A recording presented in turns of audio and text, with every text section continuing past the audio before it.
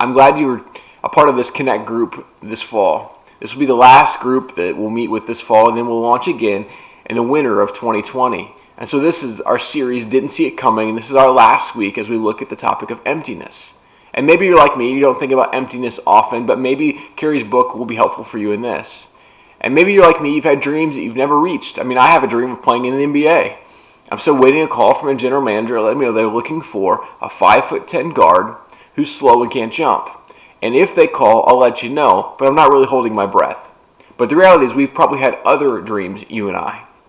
And these dreams, maybe we've actually met. Maybe we've had dreams to finish high school, or to graduate from college, or to get through an apprenticeship program. Or maybe we've had dreams about launching our own business, or we've had dreams of achieving a certain financial income for our salary each year. Whatever our dream, whether we've made it or haven't made it, what we've often found is this, that in success or failure, I still feel empty. It's not enough. It didn't do it for me.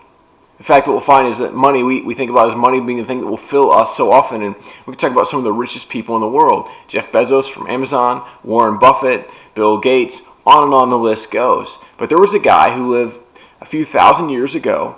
And in fact, he's considered the fourth wealthiest person to ever live in human history. If you go to a website called lovemoney.com, his net worth is listed at approximately $2 trillion. Now that's a lot of money. And so these words are recorded about him in 1 Kings chapter 10. Here's what the writer says. The weight of the gold that Solomon received yearly was 666 talents, not including the revenues from merchants and traders and from all the Arabian kings and the governors of the territories. King Solomon made 200 large shields of hammered gold. 600 shekels of gold went into each shield. He also made 300 small shields of hammered gold with 3 minas of gold in each shield. The king put them in the palace of the forest of Lebanon. Then the king made a great throne covered with ivory and overlaid with fine gold. The throne had 6 steps, and its back had a rounded top. On both sides of the seat were armrests with a lion standing beside each of them. 12 lions stood on the 6 steps, one at either end of each step. Nothing like it had ever been made for any other kingdom. All King Solomon's goblets were gold, and all the household articles in the palace of the forest of Lebanon were pure gold. Nothing was made of silver, because silver was considered of little value in Solomon's days. The king had a fleet of trading ships at sea along with the ships of Hiram. Once every 3 years it returned carrying gold, silver, and ivory, and apes and baboons. King Solomon was greater in riches and wisdom than all the other kings of the earth. The whole world sought audience with Solomon to hear the wisdom God had put in his heart. Year after year, everyone who came brought a gift, articles of silver and gold, robes, weapons, and spices, and horses and mules. Solomon accumulated chariots and horses. He had 1,400 chariots and 12,000 horses, which he kept in the chariot cities and also with him in Jerusalem. The king made silver as common in Jerusalem as stones, and cedar as plentiful as sycamore fig trees in the foothills. Solomon's horses were imported from Egypt, and from Kue, the royal merchants purchased them from Kue at the current price. They imported a chariot from Egypt for 600 shekels of silver, and a horse for 150. They also exported them to all the kings of the Hittites and of the Arameans. It's from 1 Kings chapter 10. And here's the crazy thing about this. Solomon had all these things. People came from all over to hear what he had to say. He was considered one of the wisest men, if not the wisest man, to ever live. However, all of that, all that he had, wasn't enough. Solomon himself wrote these words in Ecclesiastes chapter 1. Meaningless, meaningless, says the teacher. Utterly meaningless. Everything is meaningless. I mean, this is a guy who had baboons. This guy who had a throne. He had more gold than he knew what to do with. In fact, I would tell you that many scholars talk about he had 666 shekels of gold, or he had 666 talents of gold annually, and most scholars will say that number, it's just a number, but the reality of what it represents is that for all the gold he had, it was never enough. See, all that he had, this wasn't enough. He sought after all kinds of things, and it didn't fulfill him. It didn't give him what he wanted. He still found himself feeling empty. It wasn't enough. And so here's what he goes on to write in Ecclesiastes. He's trying to figure out the meaning of life. What's worth living for? He writes these words. I said to myself, come now, I'll test you with pleasure to find out what is good. but that also proved to be meaningless. Laughter, I said, is madness, and what does pleasure accomplish? I tried cheering myself with wine and embracing folly, my mind still guiding me with wisdom. I wanted to see what was good for people to do under the heavens during the few days of their lives. I undertook great projects. I built houses for myself and planted vineyards. I made gardens and parks and planted all kinds of fruit trees in them. I made reservoirs to water groves of flourishing trees. I bought male and female slaves and had other slaves who were born in my house. I also owned more herds and flocks than anyone in Jerusalem before me. I amassed silver and gold for myself and the treasure of kings and provinces. I acquired male and female singers and a harem as well, the delights of a man's heart. I became greater by far than anyone in Jerusalem before me. In all this, my wisdom stayed with me. I denied myself nothing my eyes desired. I refused my heart no pleasure. My heart took delight in all my labor, and this was the reward for all my toil. Yet when I surveyed all that my hands had done and what I had toiled to achieve, everything was meaningless. A chasing after the wind. Nothing was gained under the sun. And here's the reality for us. Solomon had all things. Solomon, he took part in all the vices. This guy knew how to party. But what he's found is every time he went to that party, every time that he threw a celebration, every time that he found a new sexual partner, all of it, at the end of the day, it left him feeling empty. And so some of us may not be like Solomon. We may not have those kind of vices. My wallet couldn't afford those kind of vices. But we have different ones. Some of us have retail therapy, right? Some of you know what that's like. And so here's what we do. We decide we want more. We want more of whatever it is we like. And so we get more of it, and we get a whole bunch more. And then we realize more didn't really work. I can keep buying more and more clothes, but that eventually I have a bunch of clothes. But then I decide, you know what the problem is? I need better clothes. And so I'm going to buy not just more clothes, but I'm going to buy better clothes. And so I'll just keep getting better and better and better. And what's better? Probably more expensive, different style, whatever it might be. And so I go from more to better. And then I begin to look around and I see that all my better stuff, whether we're talking about houses or cars or whatever, but what was better for me from my more stage, I see that everybody else seems to have it too. And so then I need different. I want custom.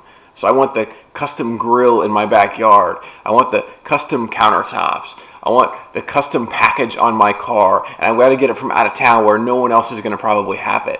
And so this is what we do. We go from more to better to different. But all we're trying to find again and again is we want to have more. And whether that's we get the oldest car that we can find that no one else is going to have, whether we collect something that we think no one else is going to have, we just consume more thinking that it will take away the emptiness if we fill it with something. And I'm just picking on those things, but it could be a multitude of things, and you may know what in your own heart's going on for you there. And so this is the reality for us. There's no finish line to this. The more, better, and different. I can keep acquiring, keep getting more, and it doesn't change anything. And so what we begin to find is we're really asking this kind of singular question. What's in it for me? It's what every marketer asks. It's what every ad's trying to answer the question of you and I are asking. What's in it for me? And the problem becomes that if what's in it for me is the guiding principle of our life, here's this quote from Carrie that I think is kind of powerful for us. Think about marriage. The secret question we all ask in relationship to our spouse is, what's in it for me? That question can infect your parenting, which is why you're not just upset at your kids when they mess up, but also upset about how it reflects on you in front of your family and friends.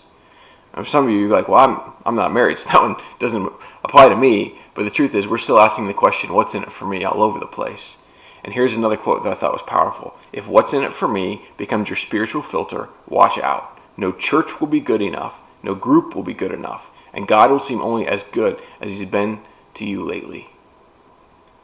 Man, this is hard. Because we've all probably felt empty when I begin putting in these kind of contexts.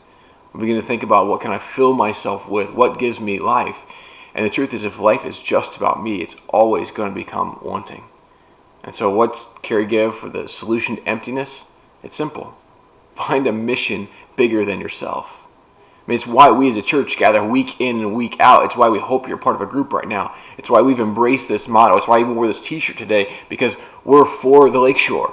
We recognize the mission is just about you and I, that we're in trouble. It's why we say that God is for you, and he's for your future, and he's for your family, and he's for this community. We want to be for those things as well. And so you and I can choose to be people who are engaged in that way. And so what happens if we find a mission bigger than ourselves? Then we find we shift from Solomon, we shift from more, better, and different, and we shift to the words of Peter. And Peter began to embrace this idea. Peter screwed up all throughout the New Testament. You read it, you'll see it everywhere. But Peter quoted these words to Jesus, or said these words to Jesus, when Jesus was trying to figure out whether they were going to leave too. And he says, "For whoever wants to save their life will lose it. Whoever loses their life for me will find it." Jesus' words about finding life, that the truth is that we find life in laying down these old things. And so, as I mentioned, Peter, these were Peter's words. And Simon Peter answered him, "Lord, to whom shall we go? You have the words of eternal life. We've come to believe and to know that you are the Holy One of God." See, for some of us, we've tried to find life and we lose it. We try to gain all this stuff and it leaves us empty. But there's something about giving our lives away for the sake of other people that brings fulfillment, that fills the emptiness with a mission worth living for, worth giving our lives to. That's why Jesus reminds us again and again, if you'll lay down your life for my sake, I will give you life that you've never known before. And so seldom do we recognize how true Peter's words are, except when it comes to maybe self-awareness. One of the things that Peter probably became over time was more and more self-aware. Jesus is the epitome of self-aware. So here's what becoming more and more self-aware does for us in our emptiness. We find that the self-aware people recognize their impact on others. So we begin to care about other people in a new way. Self-aware people recognize their weaknesses. So we look internally and we see what's wrong and we try to fix it and we try to become better. Self-aware people recognize their strengths. We know who we are. We know what we're good at. We continue to lean into that. We don't have to tell other people about it. We just try to become more and more of that person. And self-aware people also know their limits. We know when I'm really empty and when I'm going on empty and I've got nothing left to give and I can't even, and even the mission seems so big and I probably just need a nap. But here's the reality for us. The more self-aware we'll become, the more we'll be better at helping people recognize who Jesus is. And we'll find that no longer are we empty, but we're pouring ourselves out to others, and we find that that actually gives life. And so here's the reality for us. We'll never find true fulfillment, lasting hope, peaceful hearts apart from Jesus. And so I hope as your group talks tonight, you find yourself more and more committed to Jesus. And some of these things that Carrie talks about and didn't see it coming, maybe you didn't see them coming in your life at all yet. And maybe if we follow hard enough after Jesus, we never will. May you find that your group's conversation tonight gives you life and hope. And may we find that we're willing to lay our lives down for the sake of Christ and his kingdom. And we choose to follow after that with all that we are.